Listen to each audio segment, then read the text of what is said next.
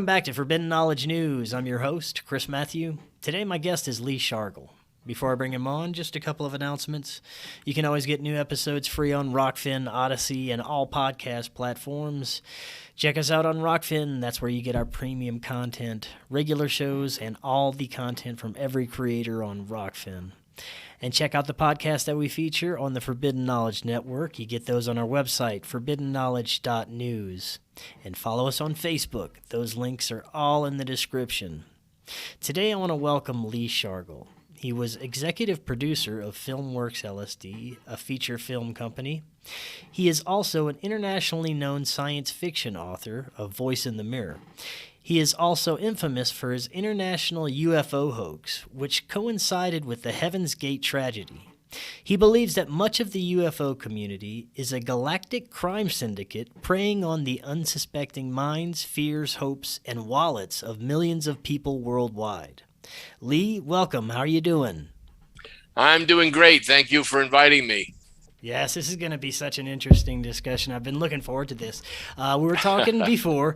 Bob Brown put us in touch because I'll be doing interviews to promote this year's UFO Mega Conference, which is going to be in Las Vegas this year, which is great. And the information in your email introduction was extremely intriguing, and I really can't wait to hear this story, which involves not only the Heaven's Gate cult, but information and photographs taken by Hubble from scientists at JPL, Goddard, used as disinformation tools, and how much of what they gave you is actually coming true, including your testimony on the Art Bell show in December of 1996 that a probe was attached to Comet Hale-Bopp sending out a greeting, as well as much more. So this story is going to be so interesting. I thought it's best if you tell it from the beginning. So let's start there. How did this all start for you? Okay. I wrote a science fiction novel called Voice in the Mirror. It was a story I made up about a signal that was received by the Hubble telescope by scientists in a secret installation in Australia called Pine Gap. And I did a lot of research into the construction of the Hubble and why it didn't work. Now, I did work on the Hubble telescope for a short period of time as a contract engineer. And my job was to videotape the assembly of the primary mirror. And when I realized that watching the videotape afterwards, looking at the interferometer readout, I realized, hey, wait a minute, this mirror is not flat. And they knew it ahead of time. So I did a little more investigation. I found out, yes, they did know that the mirror wouldn't work. But rather than lose their credibility and their funding, they launched it anyway, already having the CoStar fix in hand, so that after it was in space, they announced that they would have a fix for the nearsightedness of the mirror, and they ultimately fixed it at a cost of $8 billion to the American taxpayer. Anyway, they did fix it, and the Hubble did take some amazing pictures. But while I was doing research for my book, I visited JPL and I visited Goddard Space Flight Center under the guise, which back then was very easy to do, to make fake credentials. Nobody questioned it. And when I went in there with the authority like I ran the place, and nobody even questioned my validity. They opened up all the doors to me. And I thought, well, boy, they're really giving me some great photos taken by the Hubble and some interesting tidbits regarding Hale-Bopp. So you just presented this ID and got this information? Waltzed in there. Really? Yeah. Now, what was this your was in 1997? What was your intention behind this? Just to find out information? Well, no, the intention was that, I needed information because I wanted some validity for my book, Voice in the Mirror. Remember, I'm an author selling books. So my modus operandi was to get whatever information I could to improve the book sales, because my publisher told me that the sales were lagging and I needed to do something to juice it up. So I talked to my friends in Hollywood, of which I have a lot of them. My wife is an actress, and they said, "Oh, we'd love to get in on this." So a lot of my friends from some Academy Award winners in special effects were delighted to help me prepare this hoax. And it was really very interesting and a lot of fun. Now, we had to do it. We had to do a dry run to ensure that it would all work. So let me show you something. Hold on a sec. Can you see this? This is the flying saucer that we made. This is a solid piece of aluminum. Okay. And what we did was we attached this to the wing of my friend's plane. And we took off and flew around, did touch and goes while I was shooting pictures of it out on the wing. And the perspective looked like we were chasing a flying saucer, but we were chasing this make-believe flying saucer. Anyway, a lot of people thought it was real. The funny thing is, recently, the Navy published some photos of them chasing a UFO, and it looked just like this. And I was wondering, wait a second, what's going on here? Are they playing a hoax on all of us? Or is this something really coming from outer space? Who knows? Anyway, then I had this little tidbit. And I told everyone that this was a piece from the crashed flying saucer at Roswell, New Mexico. Okay. I showed it to Travis Walton at the 1997 conference, and he agreed that he saw this when he was abducted.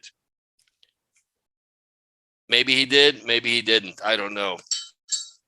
Travis seemed like a very nice guy, although I was skeptical about his story.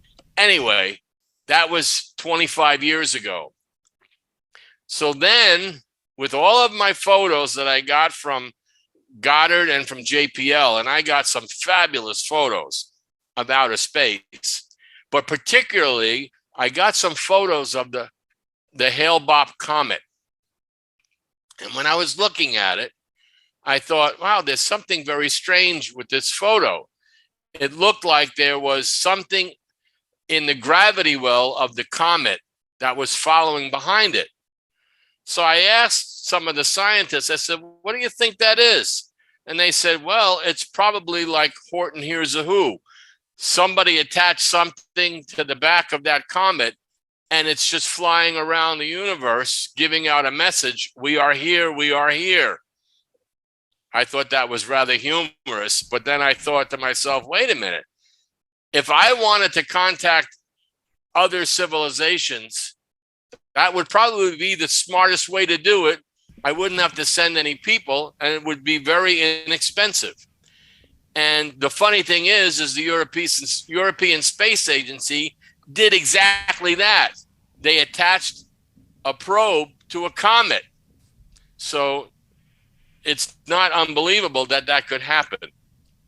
Well, when I went on the Art Bell show, I went on the Art Bell show with a giant pile of BS in order for me to sell my book. And unfortunately, I snowed Art Bell, which I think that was his death knell for his television, his radio show. But that's besides the point. I was on his show for 2 hours, and I talked about the Hale-Bopp comet. I talked about the probe, what the probe message it might be sending out, where they discovered it, who discovered it. And it was a very long and interesting discussion, and I made up the entire thing. And is this interview still available on Art Bell? Oh, yeah. I'm going to have it at the conference. All righty. I'll have the interview there, and people will be able to listen to it. I mean, it's a load of baloney, but at the time, excuse me, it sounded pretty real, especially since other people were corroborating the same thing, like Chuck Schramek and other people were saying, yeah, there is a probe behind that. Excuse me. Well, when I received the call from Marshall Applewhite from this obscure little group called Heaven's Gate, he said he wanted to meet me. And he was very interested in finding out more about this probe. Now, at the time, I had no idea who Heaven's Gate was, who Marshall Applewhite was. I never heard of them.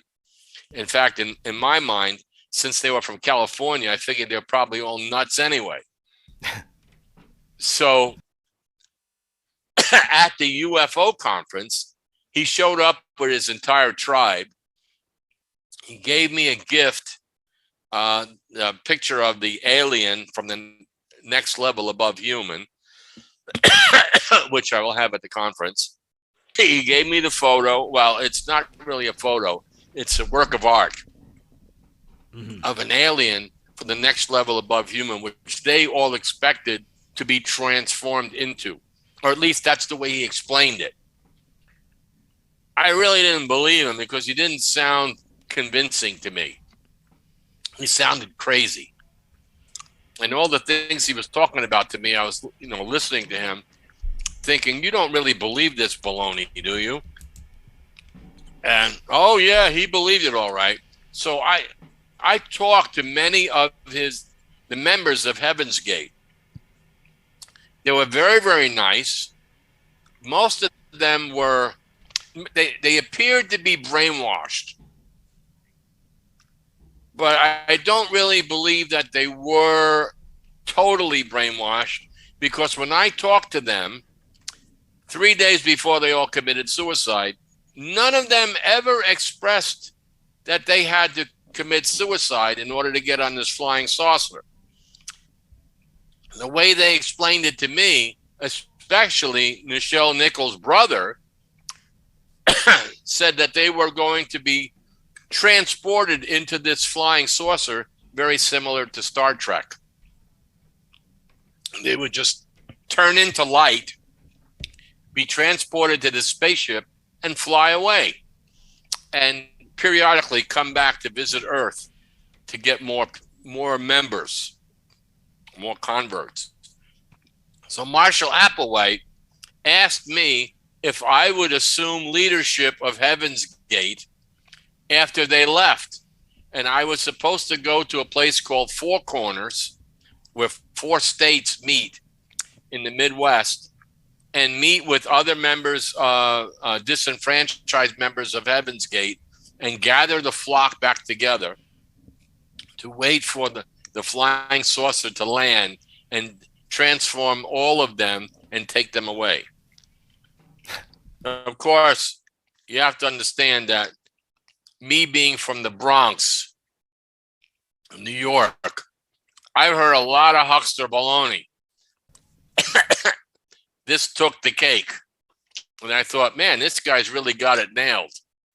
Well, after I met with them at the bookstore in Rancho Santa Fe, 3 days later, there's a pounding on my door. My phone is ringing off the wall, and it's my agent. I pick up the phone, and he said, they're all dead. They're all dead. I said, who's all dead? What are you talking about? He said, the people from Heaven's Gate that you met at that bookstore, they all committed suicide. So I look outside my window, and there are TV trucks lined up and down the street, all wanting to interview me from every TV station locally, from New York, from Los Angeles, from Europe. They all wanted to know, what was my part in all of this. I had no idea these people were going to kill themselves. I don't believe they did kill themselves. I believe they were murdered. And I got in the mail a copy of Marshall Applewhite's diary. And in his diary, he mentioned that they were all going to be leaving soon. And since I had discovered the companion behind Hale Bopp, it was sending out a message from the aliens that he was supposed to be meeting with. The diary was it had stuff that made no sense to me at the time. Afterwards, it didn't make sense. It made sense that he was probably insane. The other people, I don't believe they committed suicide. I believe they were murdered by 3 of the members of Heaven's Gate, including Marshall Applewhite, who was the 37th person to be killed. And then the last 2 committed suicide. And then after that, I met with 2 of the other members who tried to commit suicide themselves. One was successful, one wasn't. And I was on TV shows all over the country, being interviewed by everybody. Got into a fist fight with Geraldo Rivera, which was a lot of fun. He tried to blame me for them to committing suicide, which I thought was totally absurd. And I thought to myself, man, if you want to get good ratings, this isn't the way to do it. And he invited all, not all, but many of the family members of the people who died in Heaven's Gate were on this panel with me. And I have that video, the whole thing. And I thought, man, Marshall Applewhite gave me this little chime, which he said had the tone from interstellar space that was attracting people to these aliens. Now that comes straight from my book, Voice in the Mirror. I wrote about that in the book. And he also said that the image of that extraterrestrial being were beings that they had already met, and they were coming back to take them away. They'd all be transformed. And I thought, well, I would like to be there, but I sure am glad I wasn't. They did invite me to come to the mansion for cocktails. I'm glad I didn't go. Wow. Anyway, the rest of it is history. Unfortunately, I think that majority of them were murdered. They didn't commit suicide. I think that the San Diego coroner and the sheriff's department just wanted to sweep this under the table. They didn't want the publicity, especially since my books were all over the house there. My book, Voice in the Mirror. The sheriff never contacted me. I made numerous attempts to find out what went on. And they pretty much just brushed me off. So I figured, oh, well, I can't force them. But I did believe back then, but I didn't say anything because I didn't want to. I really didn't have any proof, physical proof, that they were murdered. But based on my discussions with Marshall Applewhite and members of his troop that were at that bookstore, they never expected to actually die. They just thought that they would be, beamed up to a spaceship, just like in Star Trek. Right. And the rest is history. Do you think that there was some sort of, larger involvement here at higher levels? Because you said you claimed that you were given information and photographs taken by Hubble and JPL when I wrote, as like disinformation. What's going on there? I wrote, I was given disinformation by several people. These were high-level people, plus also 2 individuals, which we now call Men in Black. Back then, I didn't know what they were, but they certainly were very secretive. And they expressed that they had information for me and they wanted to know how I got this information. And did I really believe that it was true? And I told them, I'm selling books here. So they said, well, you need to admit that this was a hoax. And here's how you have to do that. So they gave me this website, and I wrote Confessions of a UFO Hoaxer, which went all over the internet, which resulted in my being plastered on the galaxy's most wanted list as the #1 person wanted in the galaxy. Now that was crazy. And that lasted for a few years, that I was listed on the internet as the galaxy's most wanted misinformation criminal. Mm. Eventually, I was able to make it go away. But I did receive, believe it or not, a lot of death threats and a lot of hate mail from people from all over the world that said that I had set the UFO community back 50 years because of this hoax. And I thought, it certainly wasn't my intention. I really just wanted to sell books. But I do believe that it was the intention of others, that maybe people were getting a little bit too close to the truth and they didn't want the truth released back then. It seems like now there's just too many people involved, too many high-level people. Mm. And you can't hide this forever.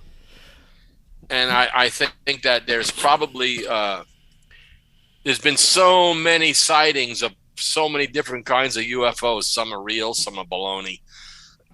People who are contactees, people who claim to be abducted. A lot of that I don't believe. And I'll tell you why. First of all, if they're smart enough to build some kind of craft, excuse me, that could travel through interstellar space, why would they come here to dissect humans when we have equipment here that could do it without ever even touching you?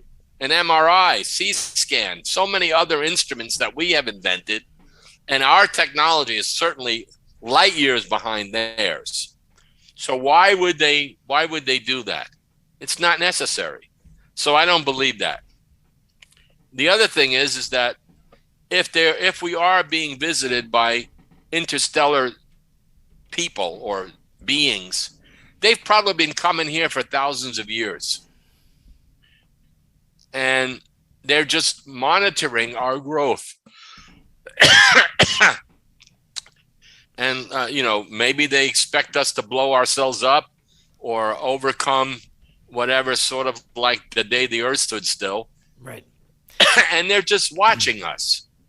Mr. Shargel, I have to agree with you on some of this. Now, I obviously don't think it was, probably the best thing to do a UFO hoax, but, the way it turned out, it wasn't really, I understand you were trying to sell your books, but what really was your motivation to deceive the UFO community at the time? No, I didn't really know if they'd believe it or not. Right. I didn't believe it, but the way I presented it at the UFO Congress, I had people crying in their seats. I mean, now, there were, I don't know, this is really important. People sitting. What? This information is really important. Now, the reason I want to have you on is to display that there is so much disinformation and there is so many hoaxers and liars in this community that are presenting just to kind of get themselves out there, get themselves in, or just maybe to present disinformation like these gentlemen from JPL and higher levels were presenting to you to maybe stir things up. So I think it's very important that people know the games that are played in this community, and some of the shadiness that's going on. It's not all love and light. It's not all truth. It's not everything they tell us. You have to take it a lot with a grain of salt, and that's what I want to get across to people. And I think they've been playing these games since World War II, maybe even before that. Yeah, the U.S. government, and other governments have employed many disinformation agents. And I think that it's just like Jodie Foster said in Contact, Hollywood's been doing it for years, and they have. But a lot of that doesn't all come out of the imagination of somebody's head. Somebody plants those ideas for good reason. That disinformation steers people in different directions away from the truth. Yes. Like I like that guy who does Ancient Aliens. I can't think of his name, but his show, and people like Eric Von Daniken and others, there is information out there that can't be disputed. It came from someplace. Mm-hmm. Did it come from, how did they build the pyramids? How did the Romans build those spectacular buildings, the Greeks? Where did they get this information? How to do that? Did they just invent geometry, invent mathematics? Or did somebody, some entity give it to them, teach them how to do this? Very possible. Now, I believe that we are on the verge of a great revelation. Now, it could be biblical. It could be extraterrestrial. I believe, to tell you the truth, it's probably more biblical. Who knows where our civilization is headed right now? We can pretty much guess. The sightings are becoming more and more prevalent. People in the government they can't hide the truth forever. So what's the smartest thing to do if you can't hide the truth? Present the truth in a spectacular way, like you own it. Yes.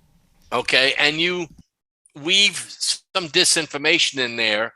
So you just barely make it believable, but not believable enough that, it's going to make people quit their jobs, and all sit on a mountaintop staring into the heavens. Yes, exactly. That's not going to happen. Yeah. But yeah, I agree. That's what they're doing. Yeah, but I do believe that with the launching of the James Webb Telescope, and I pray that this thing does work. If it does, the whole purpose, and they talked about this for years, is they want that telescope to see the face of God at the beginning of the universe, the Big Bang. They want to see something that's on the edge of space, back in time, because that's really what they're doing. They're looking back in time. They want to see what's looking back at us. Are there civilizations out there? Are they going to discover them with this telescope? Very possible. But the thing is, I don't believe, maybe if they can come in a flying saucer, they're not traveling across, light years of space. There's some other form of travel that the vehicle that they may be in can be transported from one place to another. And I think probably the fastest speed known to us is the speed of thought. I think myself there, and I'm there. Right. Yeah, I would have That's to. Very possible. I mean, I can think of things like that. Other people think of other things. Maybe it's true. Maybe it's not. Who knows? Now, I came up with this idea. In fact, I even talked to Dr. Sagan about it. If we made a spaceship where we could put everybody into cryosleep for 1,000 years, and in this spaceship, it's traveling through space, but in front of this spaceship, it has a cow catcher, just like the old locomotives, because there are things flying all around space. And if those things hit this spaceship, it would destroy it. So they had to figure out a way to create a force field around this ship so that nothing would strike it. And the movie The Passengers had that in there. I talked about this 20 years ago. Just, it's amazing how things eventually come true, because once it gets out into the psyches of people, they talk about it and they begin to believe it, or they believe the probability of it. Yes. Now, at the UFO conference, there are going to be a lot of people with many different ideas about UFOs, other dimensions, other levels of existence. You know, I can't discount any of this because I don't know what's true and what isn't. Yeah. I know some of it sounds strange for me because of where I'm from. But I do remember that, you know, when I was a kid, there were a lot of snake oil salesmen in New York. And there still are. Yeah. And that's just what I was doing. I was selling snake oil. And it was called Voice in the Mirror. It was my book. I sold many, many, many copies of that book. But the real twist was my publisher embezzled all my royalties and ran off with the money. Oh, man. That really zinged me. So what are you going to do? Yeah. Man, this is very interesting. I want to go back to the Heaven's Gate cult. Go ahead. Said that you believe that there were murders involved, right? Instead of just a mass suicide? Yes, that's what I believe. I don't believe they all just laid down on a bed and committed suicide. I believe that they were intentionally poisoned. They didn't drink this voluntarily. I don't think they knew what was happening. And I think that it happened so quickly that they really didn't have any defense for it. And I think that Marshall Applewhite and two others of his oldest members were the ones that concocted this plot, because he believed in the resurrection. And he had UFOs and biblical prophecy confused. And he was just weaving or establishing his own belief. Yeah. My wife is telling me, don't give everything away in your speech. You got to do it at the conference. Yeah. Don't give away too much. But no. What was it that really kind of motivated you to become involved with this cult? I mean, you said that they gave no sign that they were, going to do anything like a mass suicide. Right? I wasn't motivated to really be involved with them. I was involved with them almost purely by accident. I mean, they contacted me. I didn't really know who they were. As far as I was concerned, and I had met many other people like them from other organizations that believed in that they were being visited by extraterrestrials and blah, blah, blah. And I honestly didn't believe any of it. They were groupies. But Marshall Applewhite and his group seemed to have the most validity. Can you give me a glass of water, please? They had the most validity of anybody that I had met. And I met a lot of kooks. Or people that I thought were kooks. I shouldn't really use that term, because a lot of these people really believe that stuff. And I give that to them. Now, but many of them need to get a life. A real life. They just can't, wait around to be abducted by aliens. Now, why? Because I don't believe aliens are abducting anybody. Why now? Why are you coming out with this information now? 25th anniversary of Heaven's Gate. 25th anniversary of the publishing of my book, Voice in the Mirror, which was just republished October 1st. And I believe that my book had a lot of information then that's more relevant now than ever. Thank you. So you believe that some of the information in your book is actually, truth, just that was mixed in with misinformation when they were telling you? I believe it was true back then, but they were giving it to me as misinformation because they didn't tell me everything. And I don't think they ever expected, those people aren't even alive anymore. I don't think they ever expected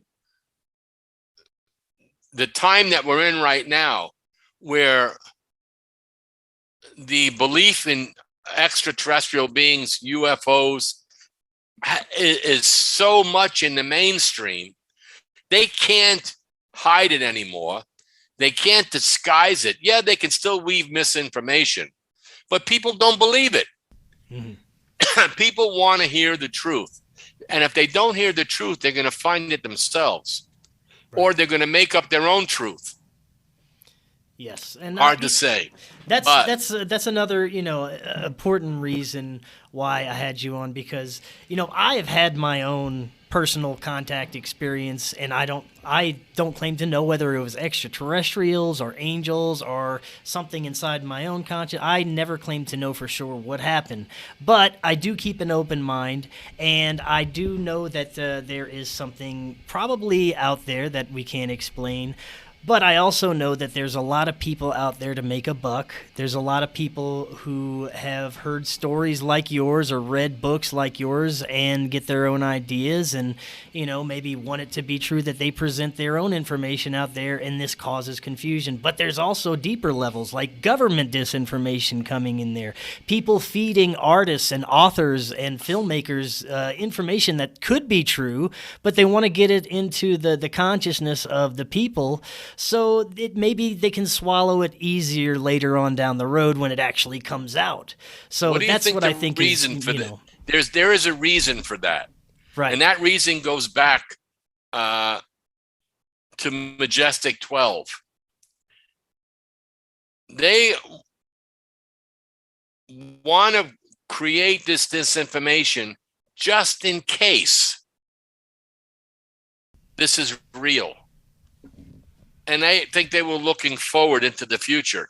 Sooner or later, it will be real, because they've got information about stuff that none of us know about. Right. And I'll give you an example. I went to an installation in Illinois.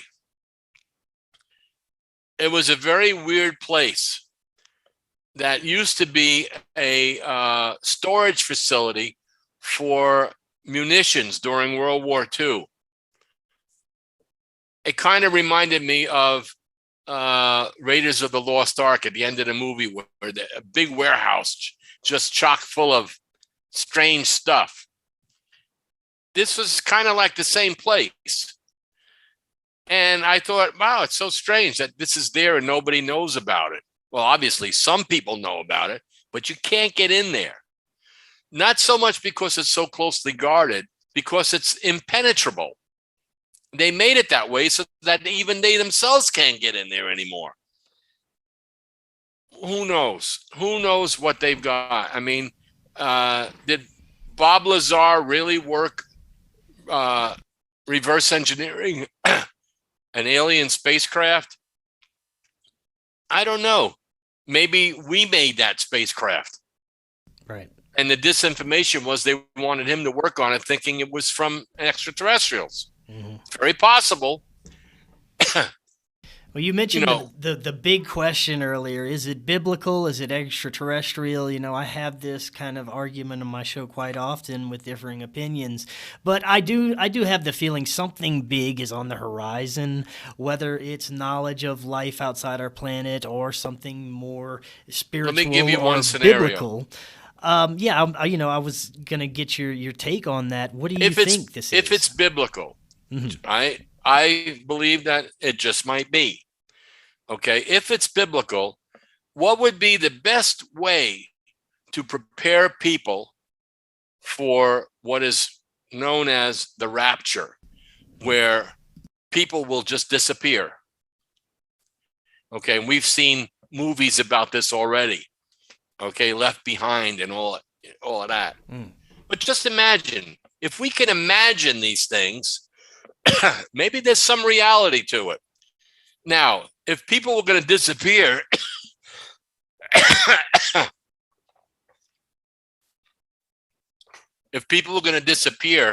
and you were going to say that they were all abducted by aliens, how would you prepare them for that?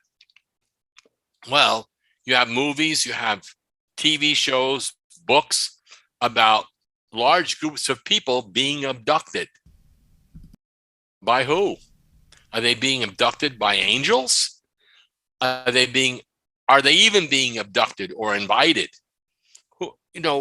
we can imagine just about anything. And there is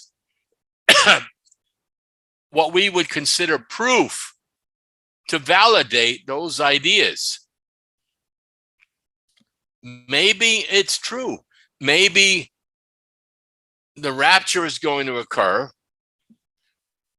And when it does, many millions of people will disappear. And there will be people left behind. And how will we explain that? They were abducted by aliens? Well, that would be easy to believe. It would, yeah, that makes sense. Do you think that any of the events that we've been experiencing post 2020 are like a maybe precursor or prophecy? Something is going to happen. I honestly believe that something is going to happen. I can think of all kinds of things that something might be, and so could everybody else. Right. But we don't know for sure.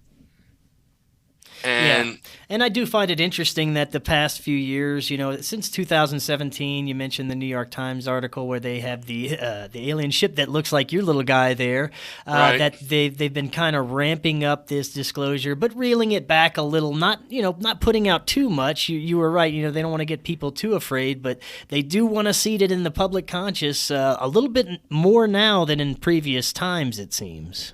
I believe you're exactly right. How do you prep people for something that's going to happen? Yeah. Well, you do it in little bits and pieces. You do it through visual means, movies, books, television shows, events. That flying saucer that I made, I didn't come up with the design of that thing out of nowhere. It was given to me. And I don't know, it looks like some things that we're seeing now. Who came up with that? It just didn't come out of nowhere. They must have seen something that looked like that years ago. And they're still seeing it now. I don't know what the answer is. I really can't say. But I do know, well, I don't know, but I do surmise that with all of this information that is out there, and there's more and more every day, the internet is full of it. Some of it is baloney, and you can tell just by looking at it. But some of it looks very real, and it has some validity to it. Mm-hmm. And I still think, are there beings that can travel through time? Well, if they could travel at light speed, which means if they can travel at light speed, that means they turn into light. Because that's the only way you could travel at light speed. You become light. You turn into light, and then you turn back into what you were before. Can you travel at the speed of thought? Well, maybe you can they have ways to dematerialize by thought and rematerialize somewhere else. Mm-hmm. Nikola Tesla thought that was a possibility. When I was a kid, I used to go rummaging around in his old laboratory out in Shoreham, New York. He had made all these caves underneath his lab where he had this big giant lightning tower that he created lightning. Well, the US government went in there and clean that place out. At least they thought they did. But I heard stories about an incident where Nikola Tesla actually did an experiment with two model wooden boats on bar stools on two separate platforms. They weren't exactly the same. They were dissimilar. And he transported them back and forth in front of witnesses. And some of that was documented, and now it's hearsay. But maybe Nikola Tesla was a lot smarter than we give him credit for. Maybe he did discover some way that he could travel by transforming people into electricity. Electricity could travel through space and then rematerializing somewhere else. Maybe he was able to do that. That was the whole idea behind the Philadelphia experiment, to make that ship become invisible, move it somewhere, and then it came back again. Right. I fully believe that a lot of the UFOs, a lot of the unexplained things that we're seeing in the sky is our government. It's our top secret aircraft and experimental aircraft that we're working on and have been working on. Now, where it originally came from, I couldn't tell you. It could be off-world technology or something that has been channeled or whatever. Or things they found. Right, or things they found. Yeah. But who knows? Like you said, there's no real way to tell because, first of all, like we discussed, the misinformation and disinformation going around, they did a really good job of that. So we'll never, really know what the truth is until they come and maybe land on our lawn and say hello, I wrote about that scenario about a spaceship landing in a parking lot of a supermarket. And what would be the reaction of people? Probably the first reaction would be to shoot them. Yeah, right. Okay. Well, if we were able to restrain ourselves, and I wrote this short story that they landed in a supermarket parking lot, and the people at the supermarket could see the aliens in the spaceship, and the aliens could see the people. They wanted to come out and meet with the people, but they were fearful because we're so violent. And so what eventually happened is they just took back off again. They didn't interact with us. But maybe there are instances where they have. Who knows? It could have been thousands of years ago. Right. Where they interacted with humans. Don't know. But I do know this. With all this information coming out, and like the UFO conference, it is a perfect medium for people to come together to share ideas. Yeah. As outlandish as some of them may be, there must be some validity to this.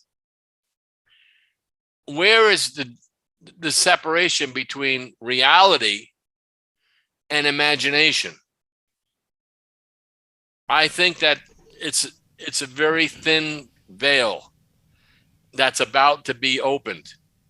And probably we're going to be amazed, but not surprised. Yeah, I do have a feeling that we are in for something in the near future, but I couldn't tell you what. Now, I want to talk a little bit about you knew Dr. Carl Sagan. What was your relationship with Dr. Sagan? When I wrote my book, I wanted Dr. Carl Sagan to write a blurb on the back, like many authors do. So I contacted Dr. Sagan at Cornell.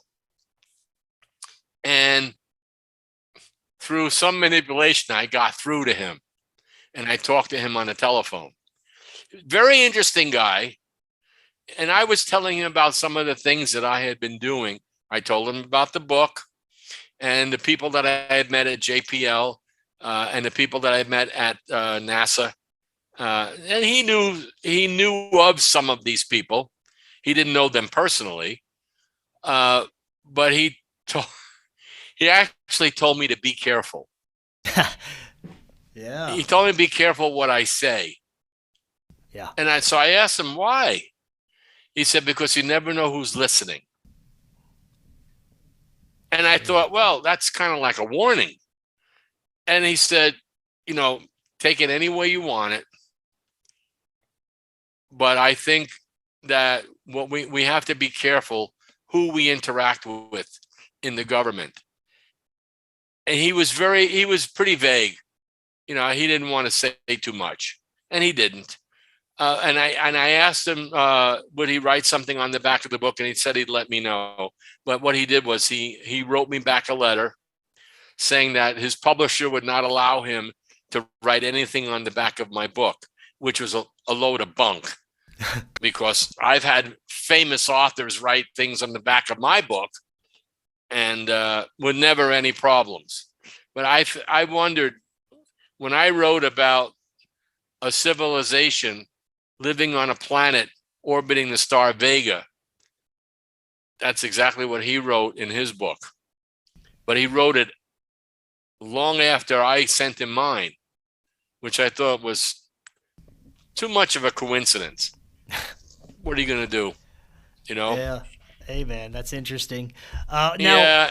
what do you think about what's happening right now? Do you think that people are coming around and waking up to some of the corruption that's been going on in our government and, behind our noses and, basically in everything that's been involved at higher levels, corporations, banks? Our society itself is so corrupt, and so are the societies of other nations.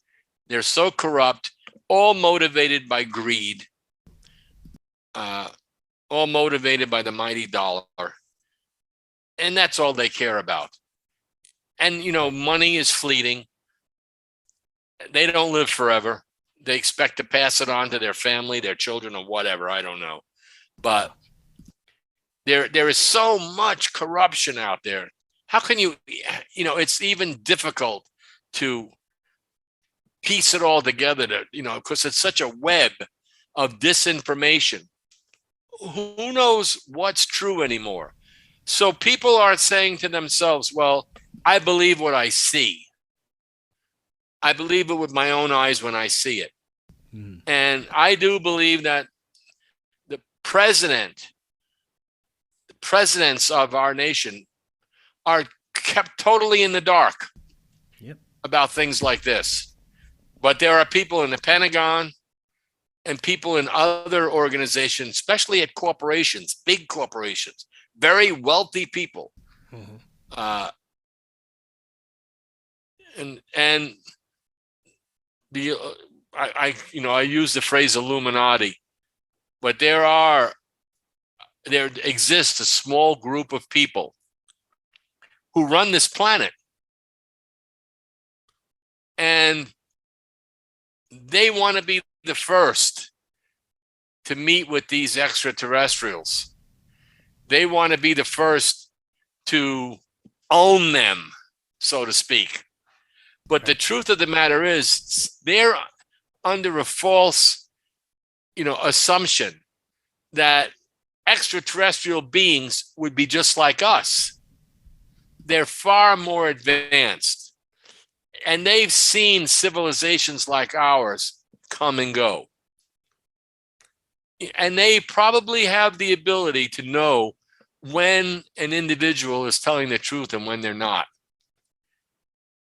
And I thought to myself, well, it's a funny thing because in my book, Voice in the Mirror, I speak about a civilization of dolphinoid beings. And what these are dolphins that have elevated to a higher form of being. They're not mammals living in an ocean, so to speak. They're much more intelligent than we are. And the funny thing, because I'm a scuba diver, and when I used to go diving down in the Keys, I used to love to play with dolphins because they're so intelligent. And then when I found out about this scientist in Hawaii who was doing experiments with dolphins, and how dolphins were teaching each other to make these rings, bubble rings in the water. And the bubble rings were different lengths. And I thought, it's like almost like a language or even some kind of cryptography that they're teaching each other. And I thought, wow, that's pretty wild. They're not, there are a lot of things in this world that we don't understand. And maybe if we did understand, we wouldn't want to believe it. Yes, sir. Because we think that we are the highest order of being, and we're not. We're just another level in the food chain. Yeah. There are civilizations, I believe, even though the Bible, specifically talks about earth and Jesus Christ coming here and the redemption and all of that, the resurrection, is it possible that there are other earths out there where these same scenarios took place, and it just goes from one planet to another until we're all part of the same organization, same group? I don't know, but I can come up with all kinds of scenarios, and it's a pleasant thing to think about if we all could understand what the true final frontier is. And the final frontier is peace. If we could conquer that frontier, imagine what life would be like. Because that is the final frontier. Peace. Peace among humans. Peace among all living things, here and abroad and out there. That is very well said. And I think that's a perfect note to end on today, Lee. I want to thank you so much for coming on. That was fantastic. If people want to find out more about your work and your books, if you have any social media, website, anything like that. I'm on Facebook. My website, Books by Lee Shargel, won't be up until the end of next week. I'm still working on the website, but that'll be up. I wish people would look for my new book, Fireman Down, on Amazon, and my book, Voice in the Mirror, also available on Amazon. And read it. Read it and try and understand where I'm coming from. And maybe we could share ideas. Yes, but remember, my book, Voice in the Mirror, is science fiction. It's not real. Yes, please remember this. Lee, thank you so much for coming on. That was excellent. Thank you for inviting me, Chris. I had a wonderful time, and I look forward to, you'll be at the conference, right? I am hopefully going to be at the conference. It's not 100% yet, but I will definitely try to be there. I'll be interviewing the presenters, though. But if I'm there, I look forward to your presentation, and I'll definitely see it after the fact if I can't make it. I'll be happy to autograph a book for you. Oh, well, thank you so much. Lee, thank you for coming on. Very fascinating stuff, and we will definitely talk again soon. And until next time. Yes, please. Let's talk again soon. Definitely. And until you next take care. time, have an excellent evening.